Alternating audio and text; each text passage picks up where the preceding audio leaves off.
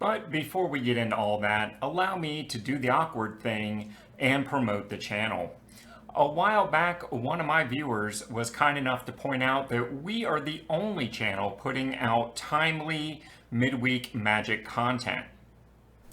So be sure to subscribe right here at the Planeswalker Stronghold for all of your future midweek Magic needs, because we will be bringing you a deck list or strategy every single week. So what do you say we put all this aside and just get to that? Alright, so in case you haven't heard, Standard with this upcoming fall is going to move from a 2-year rotation to a full 3 years in rotation. The net result of that, of course, is the Kamigawa, Streets of New Capenna, and the 2 Innistrad sets will not be rotating out of Standard. If you do some quick math about the average period of time that a set is in Standard, that means your average set, and therefore pack, card, wild card, deck, etc. for Standard has gone up by a little over 57% in overall utility, just based on the amount of time that it will be now in Standard. This also means that we should have a broader spectrum of Standard decks as more and more archetypes get introduced and more mechanical aspects have an opportunity to overlap and interact. Overall, this means that additionally, those Standard decks that are now developing more should transition into Explorer as already more robust versions of the deck and give you more and more options in Explorer.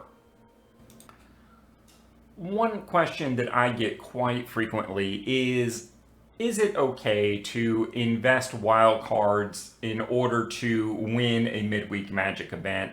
And if so, how many?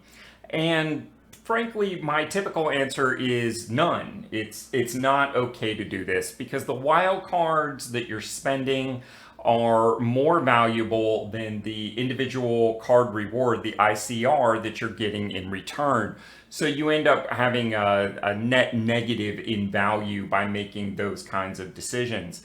However, when we're talking about a midweek Magic that is for the Eternal formats, be that Explorer, Historic Brawl, or some variation on Historic like Pauper or Artisan, strategically investing those wild cards into long-term formats and then having them replaced essentially with ICRs is a fantastic investment.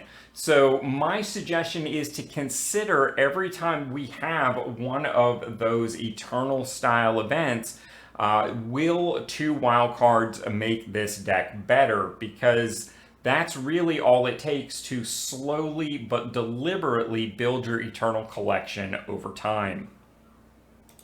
When we look at the Explorer meta, the newness of Explorer makes the budget decks very, very abundant. Not only do you see a lot of monocolored decks, be it mono blue, mono red, mono white, even now a mono green, multiple versions of mono red, multiple versions of mono white, but many of these most popular decks are also infused greatly with cards from the current Standard.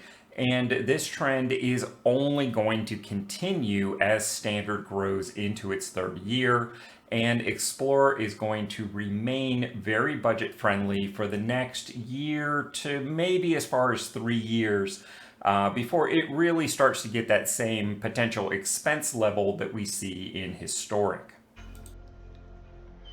All right, I have to assume everybody is fairly familiar with this mono blue control deck in Standard. In fact, I've done a video on this about how to build this deck on the cheap side with budget and how you can be flexible with your different card slots and things like that. This is my primary build and the one that I like the most. Of course, what makes this deck tick is the fact that you really only need 4 rares, and that, of course, being Hadi Jin. There are some other creatures that can fill that slot, and the other beater creature that you've got in here, of course, is the super cheap common Tolarian Terror that fits so nicely into the theme of this deck. I am running 1 additional rare slot for this in the form of a pseudo creature in Blue Sun's Twilight, just because it allows you to essentially take control of a creature. There's another rare from Kamigawa that does about the same thing, and I'm just now starting to test the Blue Sun's Twilight version. The Kamigawa version worked very well as a one-of. And of course, we've got 22 islands in here. One of the reasons for just running islands and no non-basic lands is the 2 copies of Flow of Knowledge.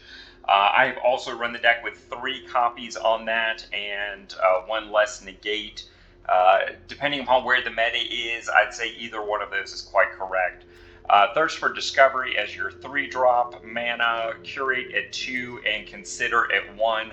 Just keeps you churning cards to get to what you need, as well as put instants and sorceries into your graveyard.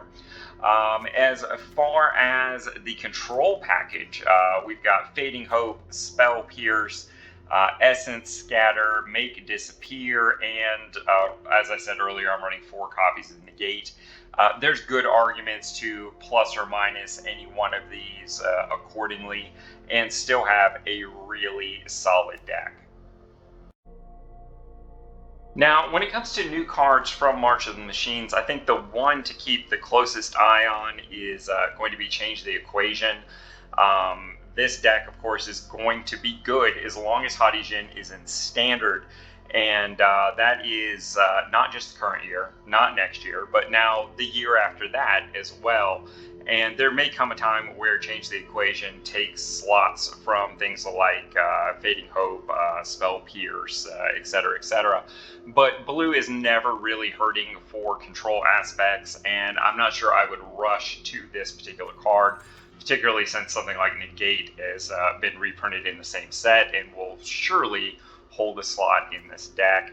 A lot of people are talking about and testing Fairy Mastermind as another creature aspect on this.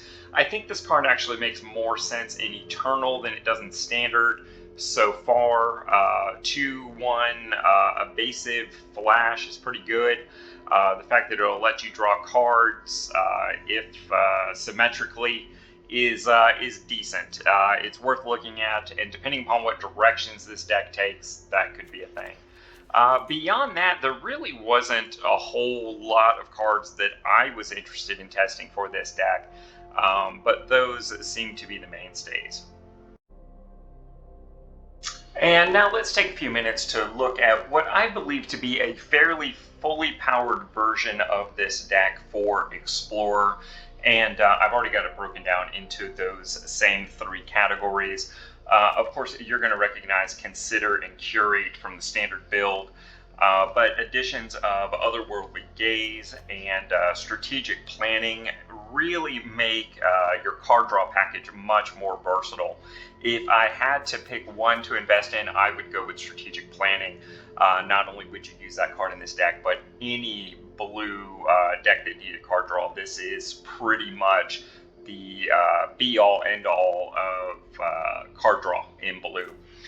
When it comes to your control package, you're going to notice things like Slip Out the Back in here, Spell Pierce, and Make Disappear, all from the standard package, making up, well, more than 50%.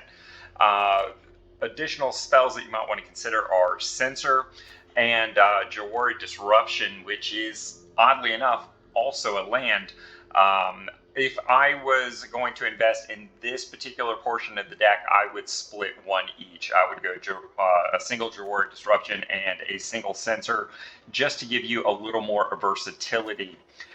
When it comes to the creature package, Delver of Secrets is in here, which I actually consider an overrated part of the standard deck. I don't run this card in standard, but it has its benefits here in Explorer.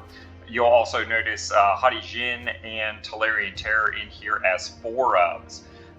There are a couple creatures to consider here for the Eternal formats. Terramander, a 1/1 flyer for 1 that you can adapt for, meaning adding 4+1/+1 counters to it. And that activation cost gets cheaper the more instants and sorceries you have in your graveyard, kind of the reoccurring theme of this deck.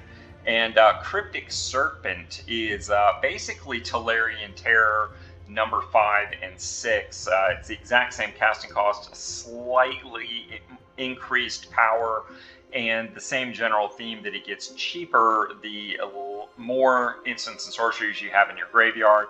Of course, this one can only get as low as 2 blue based on the differences in the casting cost.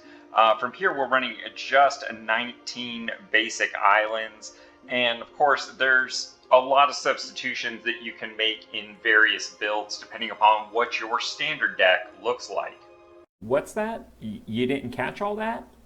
Well, Matt would like you to know that any deck list applicable to this video can be found down in the doobly-doo. Hey, let's not forget, the whole reason to participate in these totally free midweek Magic events is the prize support is awesome. And don't forget, if this video gets just 10 likes by 8 p.m. tonight on the day of release, I will be live playing this on my Twitch channel. And with all that having been said, don't forget, smash that like button like Ronnie J would. And until next time, I'll see you in the arena.